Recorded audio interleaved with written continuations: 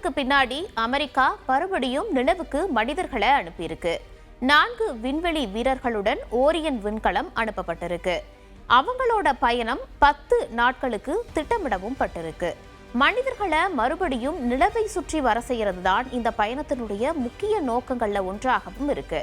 அதே மாதிரி இந்த திட்டத்தினுடைய நோக்கம் சீனாவிற்கு முன்பாகவே 2028 வருஷத்திற்குள்ள மனிதர்களை நிலவினுடைய மேற்பரப்பிற்கு திரும்ப கொண்டு வர்றதும், அடுத்த 10 ஆண்டுகள்ல அங்கு நீண்டகால அமெரிக்காவினுடைய இருப்பை நிறுவுறதும், எதிர்காலத்துல செவ்வாய் கிரகத்திற்கு மேற்கொள்ளப்படக்கூடிய பயணங்களுக்காக நிலவுல ஒரு தளத்தை அமைப்பதும் தான் முக்கிய நோக்கங்களாக பார்க்கப்படுது.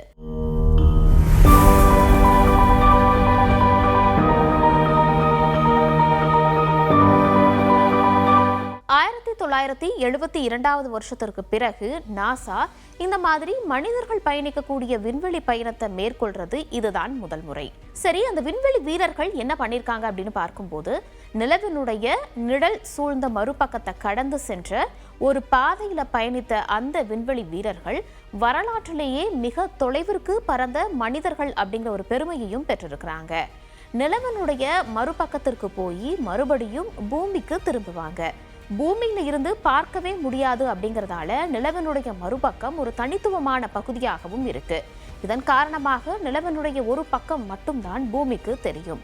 மறுபக்கம் எப்பவுமே நம்மிடம் இருந்து மறைஞ்சிருக்கக்கூடிய ஒரு பகுதியாக தான் இருக்கு.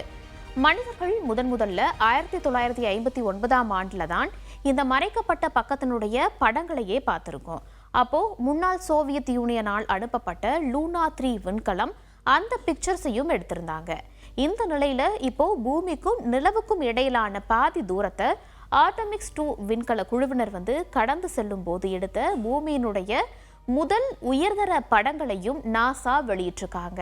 அந்த படங்களை பார்க்கவே ரொம்ப ஆச்சரியமாகவும் இருந்துச்சு. இப்படி நமக்கு ஆச்சரியங்களை கொடுத்துட்டு இருக்கும் போதே ஒரு அதிர்ச்சி சம்பவமும் நடந்துச்சு. அது என்ன அப்படின்னு பார்க்கும்போது, ஏப்ரல் 7 கரெக்டா அதிகாலை நேரத்துல இந்த ஓரியன் விண்கலத்துல இருந்த விண்வெளி வீரர்கள் பூமியுடனான தங்களோட ஒட்டுமொத்த தகவல் தொடர்பையுமே இழந்திருக்காங்க. சுமார் 40 நிமிடங்களுக்கு பிறகுதான் அவங்க மறுபடியும் அந்த சிக்னலை பெற்றிருக்காங்க.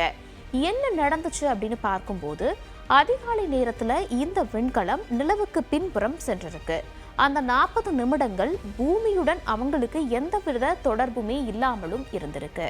அந்த குறிப்பிட்ட நேரம் அவங்களுக்கு என்ன ஆச்சு, அங்க என்ன நடக்குது, அங்க பாதுகாப்பாக தான் இருக்கா அப்படிங்கிற எந்த ஒரு விஷயமுமே தெரியாம இருந்துச்சு. ஓரியன் விண்கலம் சந்திரனை கடந்து போகும்போது சந்திரனுக்கு பின்னால போனதுனால இந்த தகவல் தொடர்பு இடைவெளி அப்படிங்கிறது ஏற்பட்டிருக்கு. அந்த நிலையில சந்திரனே விண்கலத்திற்கும் பூமிக்கும் இடையிலான அந்த நேரடி பார்வை கோட்டை தடுத்ததால சிக்னல் அப்படிங்கிறது அனுப்ப முடியாமையும் போயிருக்கு.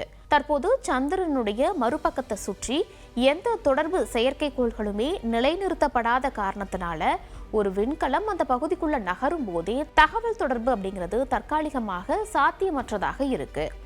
நாசா இந்த சிக்னல் துண்டிப்பு அப்படிங்கிறது நடக்கும்னு முன்கூட்டியே கணிச்சதால அதை தன்னோட பிளான் லிஸ்ட்லையும் சேர்த்திருந்தாங்க. அதன்படி சிக்னல் இழப்பு ஏறத்தாழ 40 நிமிடங்கள் நீடிக்கும் அப்படிங்கிறதும் முன்னாடியே ப்ரெடிக்ட் செய்யப்பட்டிருக்கு. விண்வெளி வீரர்களுக்கும் கட்டுப்பாடு மையத்திற்கும் இடையேயான எந்த ஒரு வாய்ஸ் தொடர்பு அப்படிங்கிறதுமே, அதாவது குரல்வழி தொடர்பு அப்படிங்கிறதுமே முற்றிலுமாக துண்டிக்கப்பட்டிருக்கு. அந்த சமயத்துல விண்கல தரவுகளை அனுப்ப முடியாது. தரைப்படை குழுக்கள், அதாவது பூமியில் இருக்கக்கூடிய அந்த நாசா டீம் அப்படிங்கிறது ஓரியன் சந்திரனுக்கு பின்னால இருந்து மறுபடியும் தோன்றக்கூடிய வரைக்கும் காத்திருக்க வேண்டிய சூழ்நிலை அப்படிங்கிறது ஏற்பட்டுச்சு. விண்கலம் சந்திரனுடைய மறுபக்கத்தில் இருந்து வெளியில வந்த உடனே தகவல் தொடர்பு இணைப்புகள் எல்லாமே மறுபடியும் மீட்டமைக்கப்பட்டு இயல்பான செயல்பாடுகள் எந்தவித பிரச்சனையும் இல்லாம மறுபடியும் கண்டினியூ ஆயிருக்கு. சந்திரனை கடந்து சென்றதை தொடர்ந்து ஓரியன் விண்கலம் பூமிக்கு திரும்புற தன்னோட தடையற்ற பாதையில தொடர்ந்து பயணித்தும் வந்துட்டு இருக்கு. கிட்டத்தட்ட 10 நாட்கள் நீடிக்கக்கூடிய தங்களது பயணத்தை நிறைவு செய்யக்கூடிய விதமாக அந்த விண்கல குழுவினர் வெள்ளிக்கிழமை ஈஸ்ட் டைம் படி பார்த்தோம் அப்படின்னா 8 மணி அளவில், அதாவது சனிக்கிழமை நள்ளிரவு கலிபோர்னியாவினுடைய சான் டியாகோ கடற்கரையில தரையிறங்கி மறுபடியும் பூமிக்கு ரிட்டர்ன் ஆக போறாங்க. இதுதான் ஒட்டுமொத்தமாக இந்த மிஷனினுடைய பிளானாகவும் இருக்கு. அவங்க பூமிக்கு திரும்பினதற்கு பிறகு அங்க பார்த்த இன்னும் பல்வேறு விஷயங்கள் குறித்து நிறைய தகவல்களை புதுவெளியில பகிர்வாங்க அப்படின்னு எதிர்பார்க்கப்படுது. இது அமெரிக்கா நிலவினுடைய அந்த ரிசர்ச் குறித்தான அடுத்த கட்டத்திற்கு செல்வதற்கு ஒரு முக்கிய தகவலாகவும் இருக்கும் அப்படிங்கிறது தான் இதுல நம்ம தெரிஞ்சுக்க வேண்டியது.